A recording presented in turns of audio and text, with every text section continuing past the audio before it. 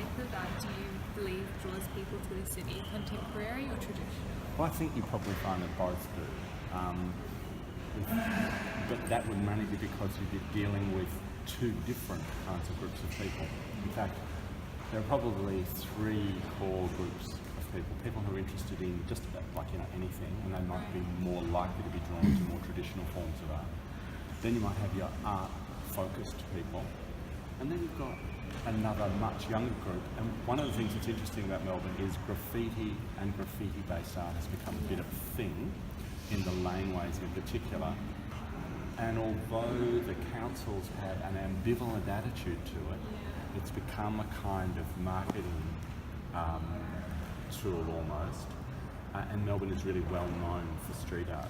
So there are kind of street art tourists as much as there are art gallery tourists.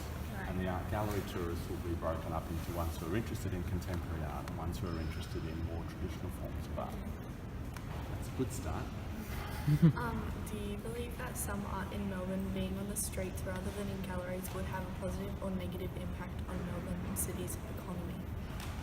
I don't know whether it has a huge impact on the economy. Now, the problem you struck me, and I am like local government, very ambivalent about graffiti-based art. I have like three different attitudes to it. I have a kind of vaguely positive attitude to art pieces, that is things which are kind of semi-organised.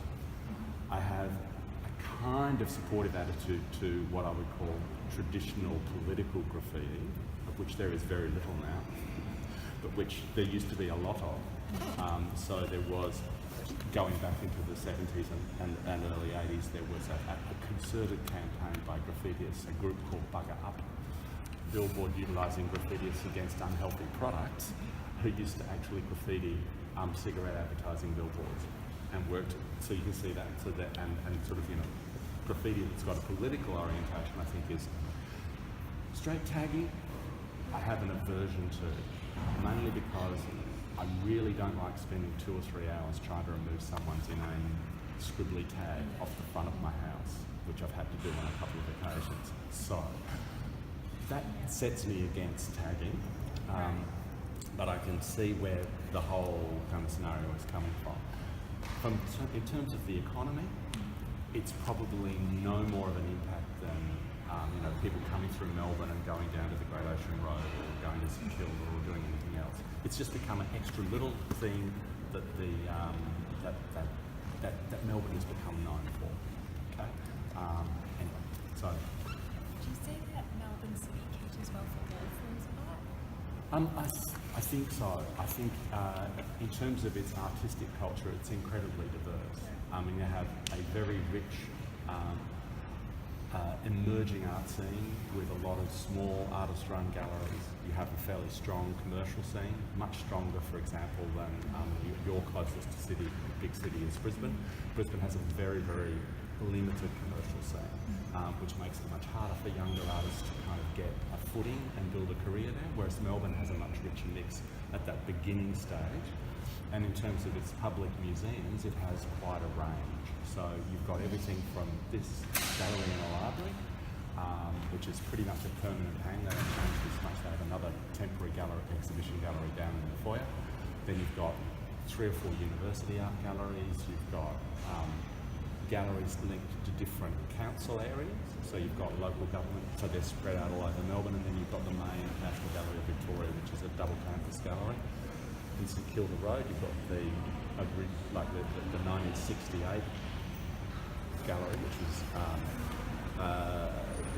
which was the original gallery. Then you've got the new one in Federation Square.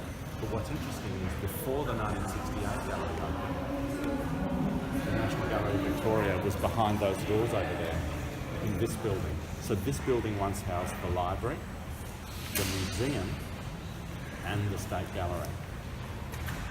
And it's the 60s and 70s that all of those sort of things changed, with a big new museum further up Nicholson Street, which is huge, next to another 19th century edifice, the remnants of an exhibition building. So they have these big exhibitions, international exhibitions in the 19th century. So anyway, that's probably a reasonable that. Do tourists in Melbourne City, do they tend to view more traditional art or also go to street art? Well, like I say, it's different groups for different things, and this is one of the things that's really important to get a grip on in relation to art and in relation to tourism. Tourists are not a uniform group. Different people do very different things, and I think in Melbourne, one of the things in Melbourne, for example, that we notice very strongly when you're living here is in January, when the Melbourne Open is on, suddenly we get a large number of people coming in to watch the tennis. So they're essentially tennis tourists. Just as there are sporting tourists who come in for big games, people come from interstate to watch their Aussie rules matches and so on.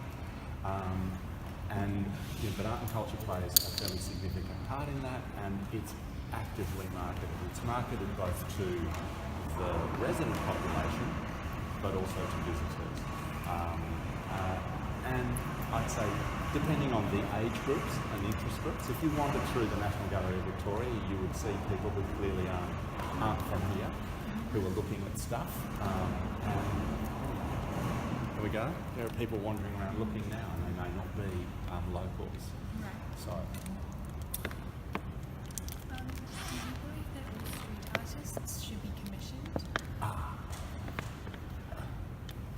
again, that tackles my ambivalence about how you do things. For example, if one was a political graffitiist, which I wouldn't classify as a street artist, that would mean one thing. In other words, you'd be actually making political points and, in a sense, acting outside the kind of normal rules and regulations of what you should look like. You're basically in competition with advertising in a way, but with political slang.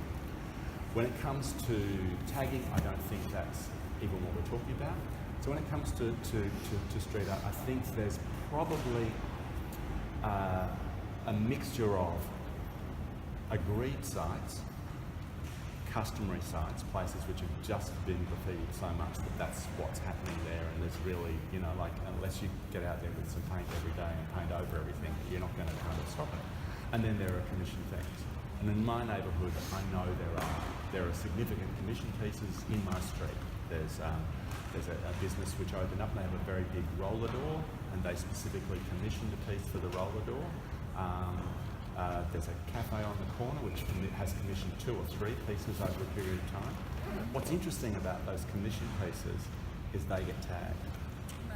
So the culture of street art is in itself conflicted with different groups of people functioning in different ways. So people who are doing large commissioned pieces are competing with people who are,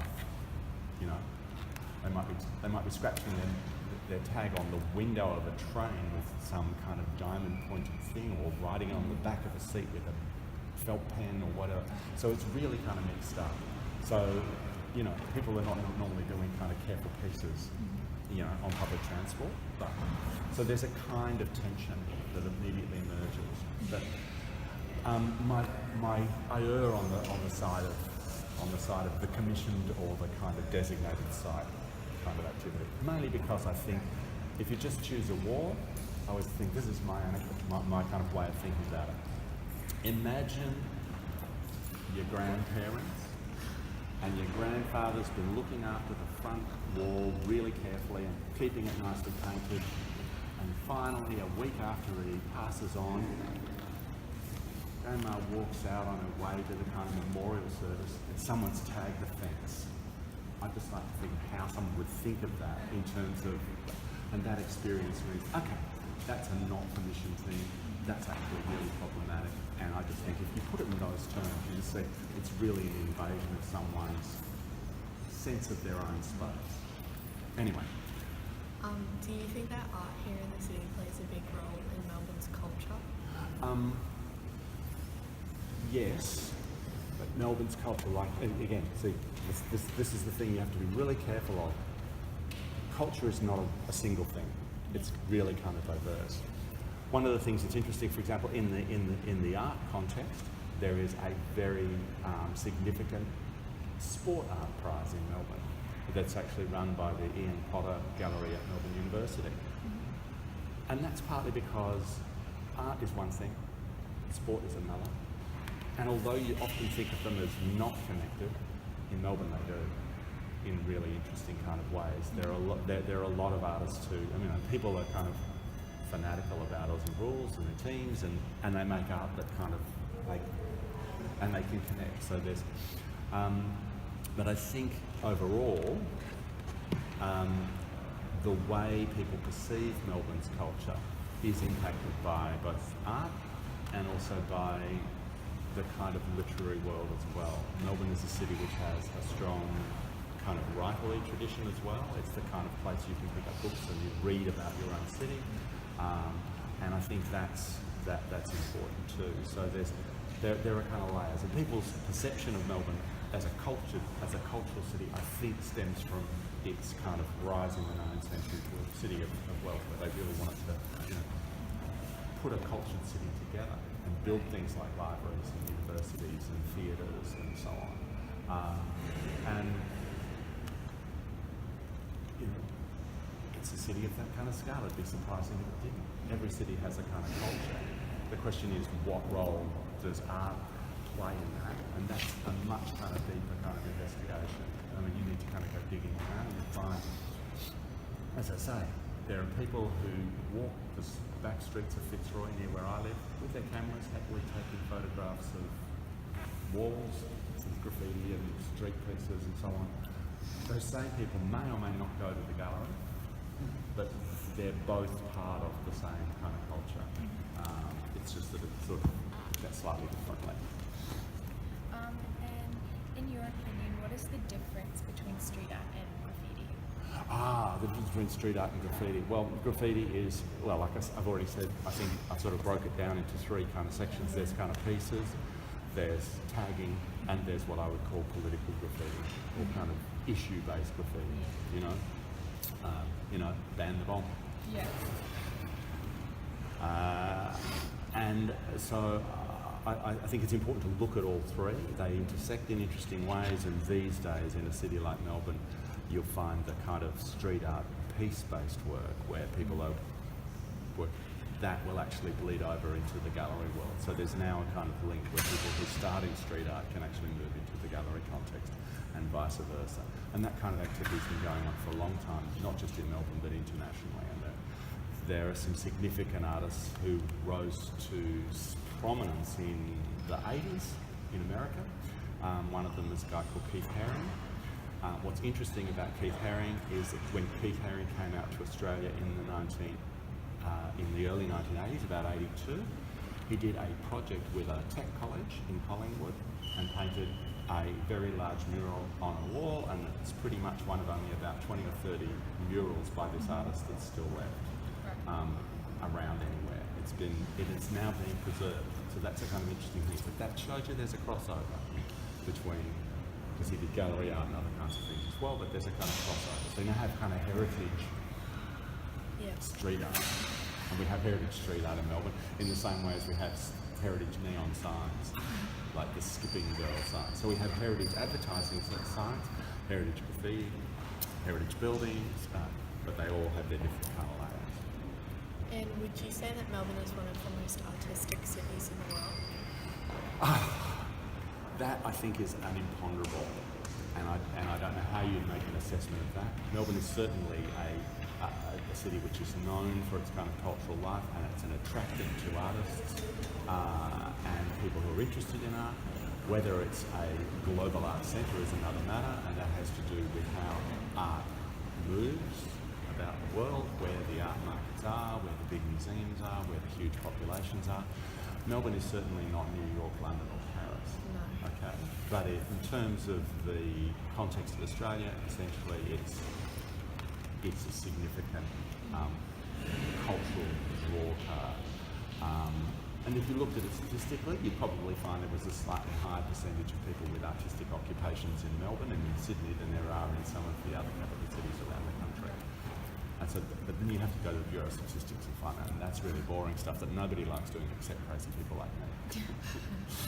Who in fact monitors the census for the changing populations of artists and stuff, but let's not go there. the statistical view of art. How many people go to museums? What do they look at? Which museums do they go to? To find out the answers to those questions in a more definitive way, you would actually have to do a completely different set of questions, and you'd be having to survey people. So you'd be there with clipboards. So you've just been to the gallery. What did you come to look at? Or stopping people on the street.